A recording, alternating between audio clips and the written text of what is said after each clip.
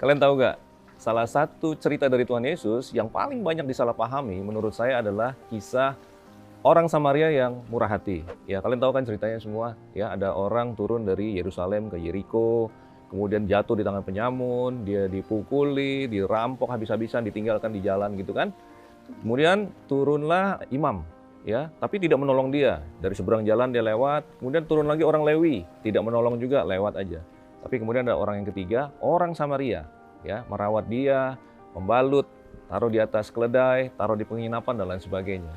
Nah, kita tuh cenderung kalau dengar cerita ini tergiring untuk memposisikan diri kita sebagai salah satu dari yang tiga ini. Dan aplikasinya udah jelas-jelas dikatakan, kita harus nolong orang susah, kita harus mau berepot-repot ria, kita harus menyeberangi tembok-tembok rasialisme orang yang beda dengan kita. Biasanya aplikasi ke arah sana.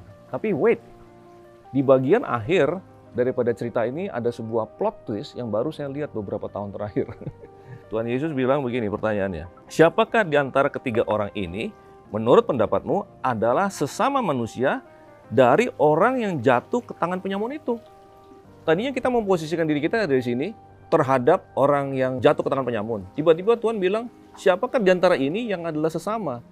Kita rewind sebentar. Tuhan Yesus menceritakan kisah ini karena orang Farisi bertanya, apa yang harus kami lakukan untuk bisa masuk dalam hidup yang kekal? Terus Tuhan Yesus tanya balik sama mereka, apa yang kamu baca di dalam hukum Taurat? Oh, kasihlah Tuhan Allahmu dengan segenap hati, kasihlah sesamamu seperti dirimu sendiri. Oke, lakukanlah, maka kamu akan hidup, kata Tuhan Yesus. Dan ingat, seperti yang saya share di video sebelumnya, sebenarnya ada elemen ini di dalam perkataan Tuhan Yesus, yaitu kalau kamu bisa, coba aja. Dan Tuhan Yesus tahu mereka akan gagal. Tapi untuk membenarkan dirinya, mereka bertanya, kalau gitu, siapakah sesamaku manusia? Jadi dia ingin membanggakan diri, dia udah sayang sama orang, membantu orang mungkin gitu. Dia ingin dijustifikasi. Nah, terus Tuhan Yesus cerita-cerita ini. Jadi siapakah yang adalah sesama daripada orang yang ini? Kemudian orang itu karena rasialisme yang begitu kental, mereka benci dengan orang Samaria, dia bahkan gak sebut orang Samaria. Dia gak sebut. Dia cuma bilang, kurasa orang yang berbelas kasihan kepadanya. Nah, untuk mengerti elemen emosi daripada cerita ini, saya ingin paralelkan ini dengan kisah yang lebih modern.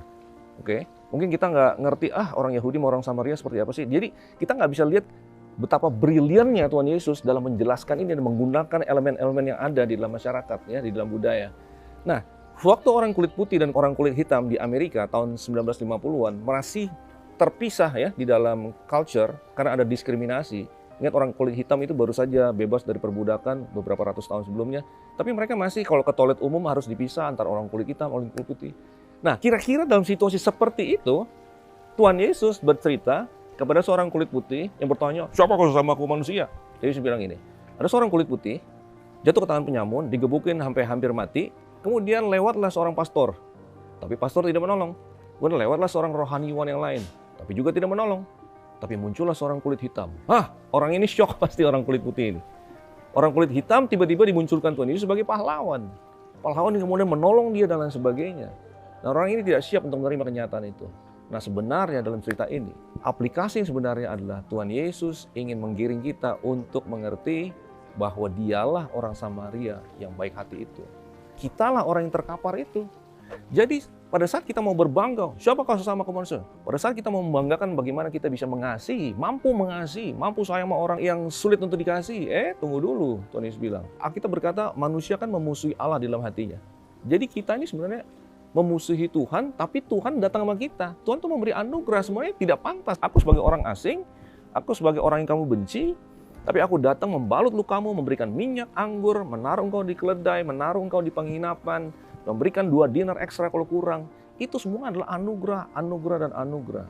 Dan kamu tidak akan pernah sanggup untuk mengasihi orang lain sesamamu sampai kamu mengerti bahwa kamu sudah dikasih terlebih dahulu. Bahwa ada orang asing, yaitu Yesus Kristus, Tuhan yang telah datang dari jauh, yang kamu benci padahal. Jadi kamu terima ini dulu, pewahyuan tentang kasih Tuhan, baru kemudian kamu akan mampu untuk mengasihi orang lain.